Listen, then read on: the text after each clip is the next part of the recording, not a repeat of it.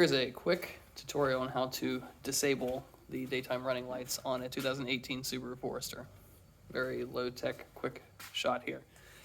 So here's my vehicle. I've already done a little bit of this ahead of time. On this cover, you're going to take these two plastic screws out. They're not actually screws. I've already done this. So twist them slightly with a flathead screwdriver, and then pull this plunger up, and then you can pry this piece out with your flathead away from the plastic, and they pop out, and you'll save them that way. Once you've done that, take this cover off. Slides out away this direction, set it aside. And I've already actually done this. If you look down in here, right there,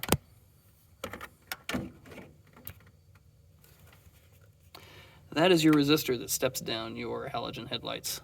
So all you have to do is unplug that piece, which is right there. I'm gonna see if I can put this in a place that I can two-hand the video here. So here is my unplugged unit, and I just left that there. So if you ever need to plug them back in, you can just plug it back in. It's pretty rigid, so I didn't zip tie it up or anything like that. Now, why would you want to do this? Well, I wouldn't recommend unplugging your daytime running lights just because you don't want daytime running lights. However, if you have halogen bulbs, which this vehicle does, the high beam is your daytime running light, and what that piece in there does is it steps the voltage down to dim it down. Let's say you want to put LEDs in. You can get LEDs on Amazon very easily, and they're not that expensive. Once you've done that, if you don't unplug that, then the high beams are still going to be your daytime running lights, but they're going to be full brightness all the time.